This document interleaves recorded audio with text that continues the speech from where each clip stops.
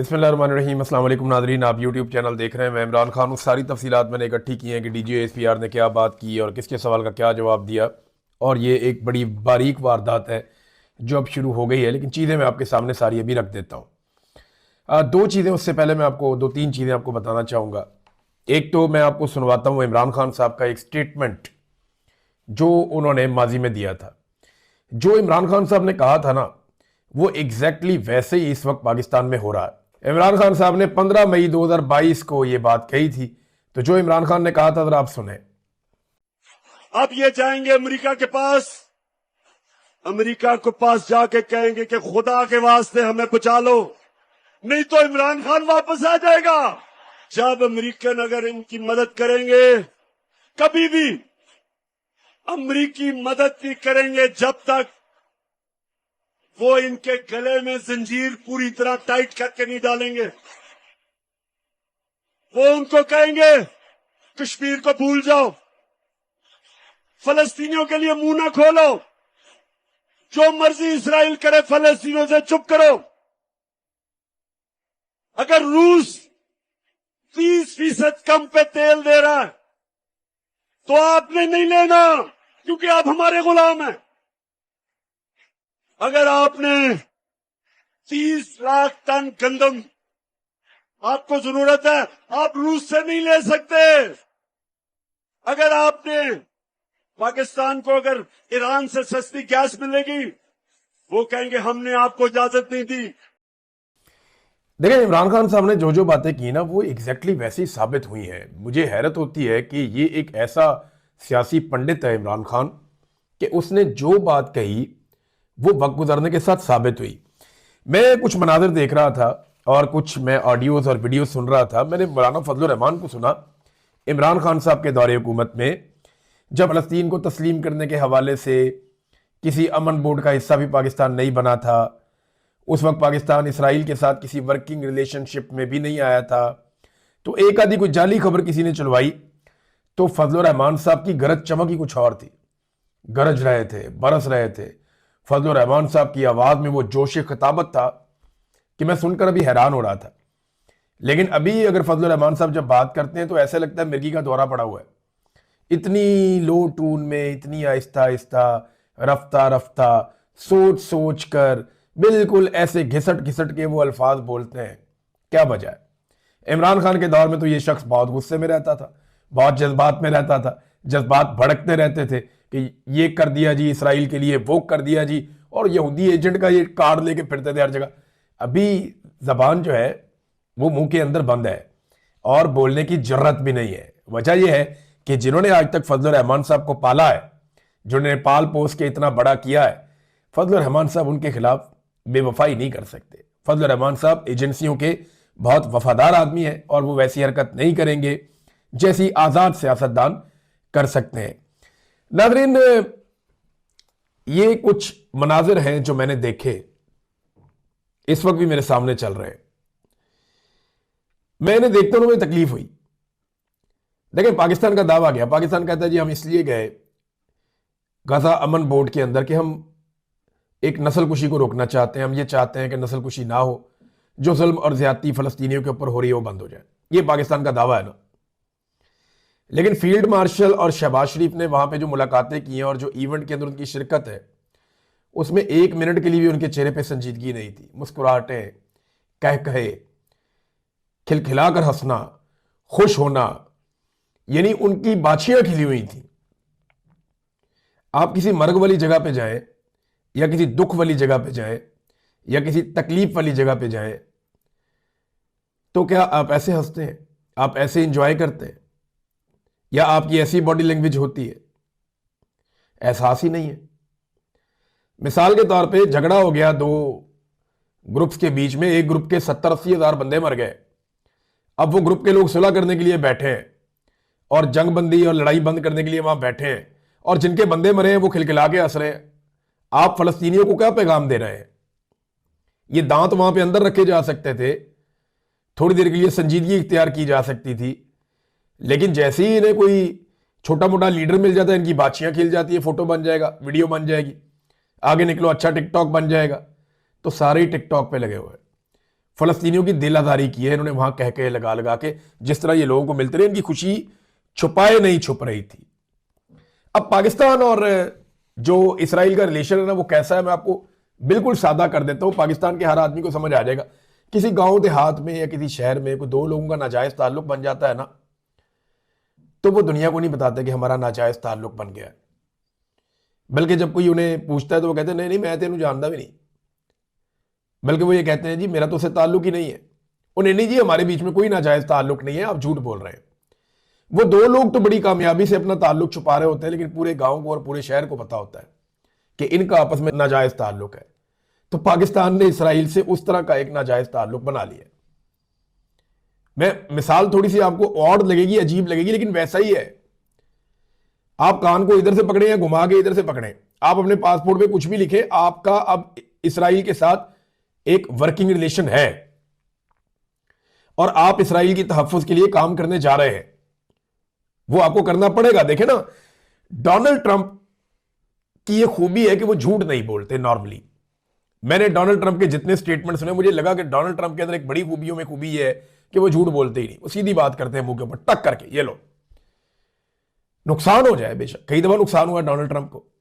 Donald Trump अपनी बात वापस ले लेते हैं और बताकर वापस ले लेते हैं, झूठ नहीं बोलता।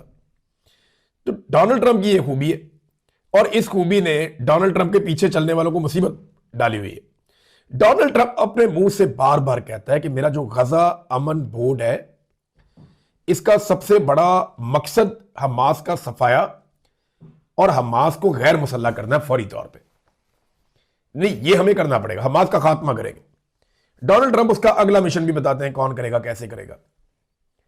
तो डोनाल्ड ट्रंप तो क्लैरिटी के साथ आ रहे हैं कि जनाब मेरा ये गजा अमन बोर्ड है, इसके जरिए से मैंने हमास को गैर मुसल्ला करना नहीं होगा, वो सफाया कर दूंगा। और सफाया कौन करेगा, किससे करवाऊंगा, ये भी बता दिया। दूसरी तरफ ताहिर अशरफी और हमनवा या पाकिस्तान की एस्टेब्लिशमेंट के टाउट्स या पाकिस्तान की एस्टेब्लिशमेंट के सोर्सेज या खुद पाकिस्तान की एस्टेब्लिशमेंट, वो लगातार इस बात पे बदलते कि नहीं नहीं डोनाल्ड ट्रंप ऐसा नहीं करेगा। ताड़ा फुप्पी का पुत्र है भाई, डोनाल्ड ट्रंप खुद कह रहे मैं ये काम करूंगा, आप कौन होते हैं ये कहने वाले कि वो नहीं करेगा। वो करेगा और जिससे उसने करवाना है उससे वो करवाएगा। और जिन जिन लोगों ने वादे किए हुए हैं, जिन जिन लोगों ने अर्जियां डाली हुई हैं, उन्हें वो वादे पूरे करने पड़ेंगे। वादे नहीं पूरे करेंगे इमरान खान मारेगा, क्योंकि साथ ही अमेरिका कहेगा इंसानी हकूक की पामालियां हो रही है पाकिस्तान में, पाकिस्तान के अंदर इंसानी हकूक की पामालियां बंद करें। साथ ही अमेरिका को याद आ जाएगा जनाब 2024 के इलेक्शन में धांधली हुई थी, फिर आपको री इलेक्शन में जाना पड़ेगा, इमरान खान आएगा वो फैंटी लगाएगा। दूसरी सूरत यह है कि डोनाल्ड ट्रंप की बातें माने, नहीं मानेंगे तो फिर अमेरिका और इमरान खान रल के फैंटी लगाएंगे। इनकी ना हर तरफ से ये फंस गए, बहुत बुरी तरह फंस गए, इनकी बचत नहीं है। इमरान खान को जेल में रखना है तो डोनाल्ड ट्रंप को राजी रखना है, ये इन्हें करना पड़ेगा। इमरान खान साहब का स्टेटमेंट मैंने आपको सुनाया, देखें कैसा आदमी है, इसने आज तक जो भी कहा वो बातें ज्यादातर दुरुस्त साबित हुई और एग्जैक्टली ऐसा लग रहा था कि इमरान खान साहब फ्यूचर में देखकर ये वाली बात कर रहे हैं। अब आ जाए जरा DGISPR साहब जो है, उनकी जो मुलाकात हुई सहाफियों के साथ, उसमें एक बड़ा इंपॉर्टेंट क्वेश्चन मैं हबीब अकरम साहब के सवाल से आगाज करूंगा। उन्होंने सीधा ही पूछा, उन्होंने कहा जी क्या फौज गजा में जाएगी, इंटरनेशनल स्टेबलाइजेशन फोर्स जो है उसका हिस्सा बनेगी गजा में। तो इस पे DG साहब ने कहा जी वहां पे इतने शहीद हो गए, बहुत बुरे हालात हैं। तो उन्होंने कहा जी अमेरिका जो है वो सपोर्ट करता है इसराइल को उस नस्ल कुशी में, तो हम अमेरिका को एंगेज करेंगे। यानी यहां पे ये कहते हैं कि अफगानिस्तान सपोर्ट करता है दहशतगर्दी को, तो यहां अफगानिस्तान को एंगेज नहीं करना, इधर मारो सारों को बम्बों के साथ, ड्रोन्स के साथ, जहाज ले जाओ मारो सबको, अपने लोगों को भी मारो, उनको भी मारो, इनको भी मारो। यहां फॉर्मूला और है, उधर कहने जी क्योंकि अमेरिका इसराइल को सपोर्ट करता है तो हम अमेरिका को एंगेज करेंगे। देखे ना, दोनों जगह अलग अलग फॉर्मूला लगाया हुआ है। जहां जोर चलता है वहां कुछ और कर रहे हैं, जहां जोर नहीं चलता वहां पे कुछ और कर रहे हैं।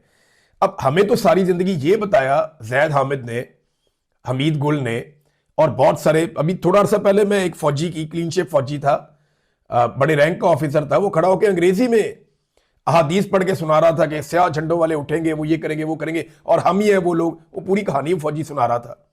थोड़े दिन पहले मैंने आर्मी चीफ को सुना, वो आप अल्लाह की फौज हैं, आप अल्लाह के लिए लड़ाई करते हैं, मैं इनको भी सुन रहा था। हमें तो ये हमेशा बताया गया कि हम इसराइल को 5 मिनट में 10 मिनट में पता नहीं क्या से क्या कर देंगे, वो DGISPR तो बेचारे बन के बैठे हुए, कहते नहीं जी, इसराइल जो कर रहा है वो उसको अमेरिका ही रोक सकता है, हम अमेरिका से ही बात कर सकते हैं, इसराइल को हम नहीं रोक सकते। यानी इसका सादा मतलब तो ये है।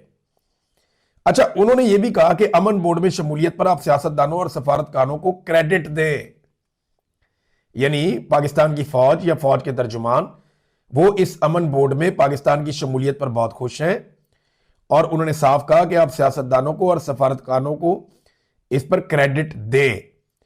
ये जो इंटरनेशनल स्टेबलाइजेशन फोर्स है और ये बोर्ड, ये दो अलग अलग चीजें हैं।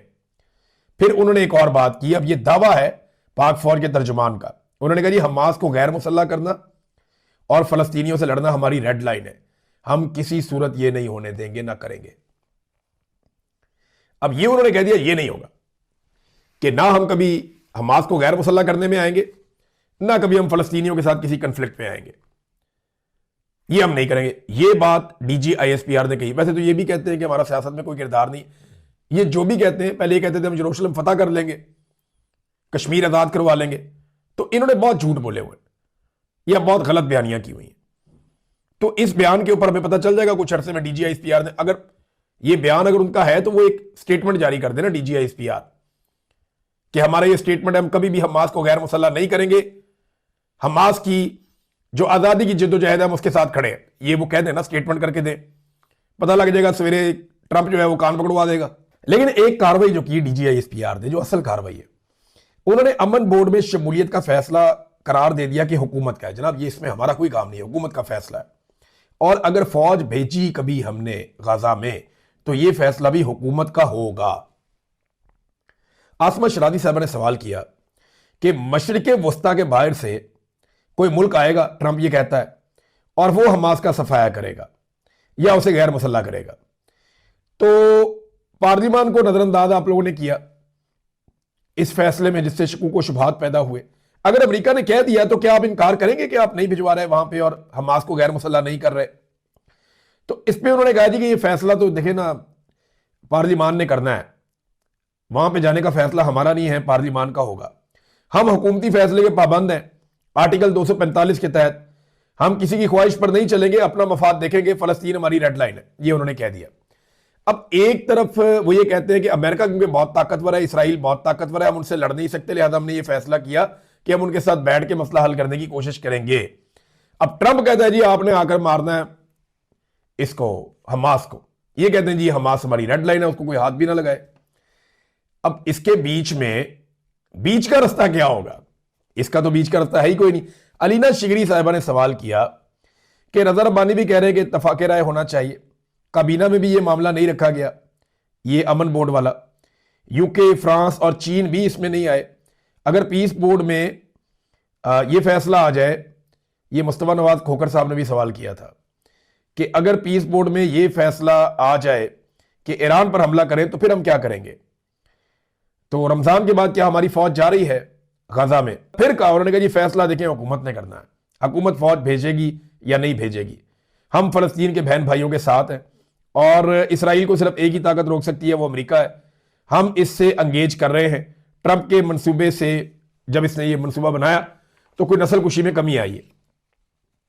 फिर उन्होंने कहा जी 8 इस्लामी ममालिक भी गए हैं। देखें जी 8 इस्लामी ममालिक आपके बाद गए हैं, आपने सबसे पहले यहां से हामी भरी है, उसके बाद वो ममालिक जो बहुत क्रूशल थे वो आपके बाद आए, जो उन्हें तस्लीम करते हैं वो तो पहले ही आ गए थे। और उन्होंने कहा जी हम इसराइल को तस्लीम नहीं करते, वो अपने मफाद के मुताबिक फैसला करेंगे, हम अपने मफाद में फैसला करेंगे।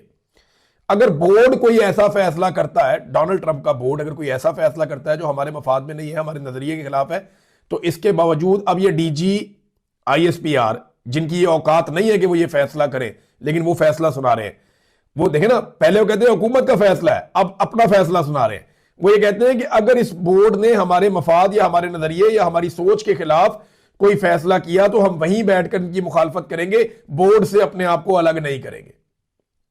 क्या कहीं कमिटमेंट दी हुई है कि बोर्ड में से आप नहीं निकलेंगे?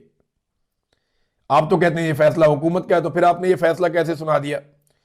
फिर साथ ही कहते हैं अपने सफारतकारों और सियासतदानों की तारीफ करें, हम पर एतमाद करें, शक का इजहार ना करें। एक और सवाल हुआ और उसका इन्होंने जवाब भी दिया। सवाल यह हुआ कि अगर गजा में सियासी हल निकल सकता है तो फिर खैबर पख्तूनख्वा में सियासी हल क्यों नहीं निकल सकता? तो इन्होंने कहा जी नेशनल एक्शन प्लान पर जब तक अमल दरामद नहीं होगा तब तक नहीं हो सकता कुछ। फिर सरफराज बुगटी की इन्होंने बहुत तारीफें की, जहां पे बदतरीन दहशतगर्दी है, जहां पे आप कोयटा से बाहर कदम नहीं रख सकते, बल्कि कोयटा के अंदर भी आप महफूज नहीं है, बलूचिस्तान पूरा का पूरा एक नो गो एरिया बन गया है। तो वहां सरफराज बुगटी की बड़ी तारीफें की और कहा कि डीजल पहले 20 मिलियन लीटर स्मगल होता था, आजकल 7 मिलियन लीटर स्मगल हो रहा है। ये कौन आपको नाप तोल के स्मगल करके दे रहा है सर? यानी स्मगलिंग जो है वो कितनी हो रही है, ये पैमाना भी आपके पास है, आपको पता है कि कितनी स्मगलिंग हो रही है। बॉर्डर से 10 लीटर डीजल नहीं आ सकता, क्योंकि सारे बॉर्डर के ऊपर आपने पूरा इंतजाम बनाया हुआ है, सिक्योरिटी आपकी खड़ी है। 10 लीटर डीजल भी अगर आ रहा है तो आपकी नाकामी है। वो कह रही है 7 मिलियन लीटर डीजल अभी तक आ रहा है, और खैबर पख्तूनख्वा की हुकूमत को बहुत बार बार नाकाम करार दिया, और खैबर पख्तूनख्वा की हुकूमत की बुराइयां करते रहे। हत्ता के तमाम बैनुल अक़वामी अदाद-ओ-शुमार बताते हैं कि खैबर पख्तूनख्वा में करप्शन सबसे कम है, खैबर पख्तूनख्वा की परफॉर्मेंस सबसे बेहतर है। बुरे हालात के बावजूद एजुकेशन और हेल्थ में उन्होंने शानदार काम किया है। दूसरे सूबों से जाकर लोग वहां पे इलाज करवाते हैं।